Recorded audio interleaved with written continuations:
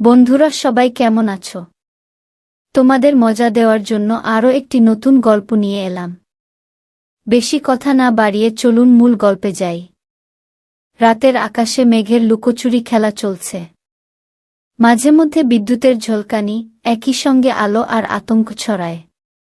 চট্টগ্রামের এক ছোট শহরে নববিবাহিত দম্পতি রিফাত ও মাহিরা আজই ফিরেছে মাহিরার পিত্রালয়ে। বিয়ের 2 মাস হয়েছে। এখনও ওদের সম্পর্কটা অনেকটাই নতুন, অনেকটা লাজুক। রিফাত খুবই ভদ্র, চুপচাপ, ভদ্রলোক টাইপ ছেলে। হোটেল ম্যানেজমেন্টে ডিগ্রি করে এখন এক 5 তারকা হোটেলে কাজ করে। তার কথাবার্তায় একটা সৌম্যতা আছে। আর মাহিরার ছোট বোন তানহা পুরোপুরি বিপরীত। হাসিখুশি, স্পষ্টবাদী আর একটু চঞ্চল। সদা হাস্যমুখ। তানহা কলেজে পড়ে, ইংরেজি বিভাগে অনার্স করছে। সেই রাতে তানহা যখন সবার জন্য চা বানাতে রান্নাঘরে যাচ্ছিল, হঠাৎ পিছনে একটা চাপা আওয়াজ শুনে ঘুরে দাঁড়াল। রিফাত দাঁড়িয়ে ছিল সিঁড়ির গোড়ায়। আপু কোথায়? রিফাত জিজ্ঞেস করল। ঘুমিয়ে পড়েছে মনে হয়। এই যে চা বানাচ্ছি, আপনি খাবেন? খুব ভালো লাগবে গি। তানহা একটু অবাক হল। দুলাভাই খুব কম কথা বলেন, তার সঙ্গে খুব একটা ভাবও নেই তেমন। কিন্তু তার দৃষ্টিতে আজ একটা অদ্ভুত কোমলতা। চা বানাতে বানাতে দুজনের মাঝখানে কিছু চুপচাপ মুহূর্ত কাটল। হঠাৎ রিফাত বলল, তোমার হাসিটা খুব সুন্দর জানো? তানহার মুখটা লাল হয়ে উঠল।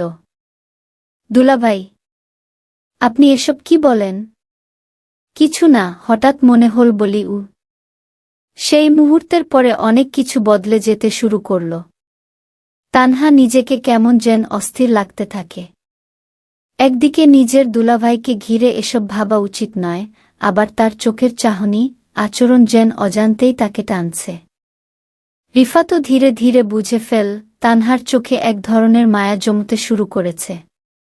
এবং আশ্চর্যের বিষয়, রিফাতের মনেও একটা ভীষণ টান অনুভব করছে সে। সেই টান কি শুধুই শ্রদ্ধা, নাকি আরও কিছু?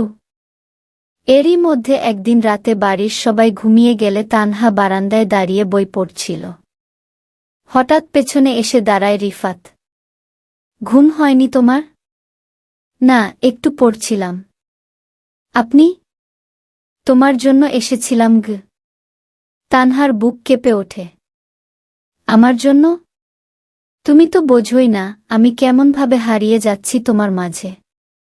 আমি জানি এটা ঠিক নয়, কিন্তু অনুভূতিগুলো আটকাতে পারছি না গিয়ে। তানহার চোখে জল চলে আসে। আমি চেষ্টাও করিনি জানেন থামাতে। নিজেকে বারণ করিনি গি। ওরা দুজনেই জানে এই সম্পর্কের কোনো সামাজিক স্বীকৃতি নেই। কিন্তু মনের কাছে কে জিতেছে কখন? দুপুরের রোদ গায়ে লাগিয়ে বারান্দায় বসেছিল মাহিরা। চোখে চশমা, হাতে মোবাইল। হঠাৎ তার চোখ আটকে যায় একটি মেসেজে। রিফাতের ফোনে ভেসে উঠেছে, আজ বিকেলে কলেজ শেষে পুরনো লাইব্রেরিতে আসবা, কথা আছে। তানহা গি। মাথা ঠান্ডা রাখতে চেষ্টা করল মাহিরা। হয়তো পড়াশোনার কিছু, হয়তো সাধারণ কিছু, কিন্তু মনে এক ধরনের খোঁচা লাগছে। সন্ধ্যায় রিফাত যখন বের হতে চাইল, মাহিরা চাপা স্বরে বলল, তানহার সঙ্গে যাচ্ছ? রিফাত থমকে গেল। না। মানে? ওর কলেজের কাছে কিছু কাজ। কেন জিজ্ঞেস করছ? কিছু না, এমনি।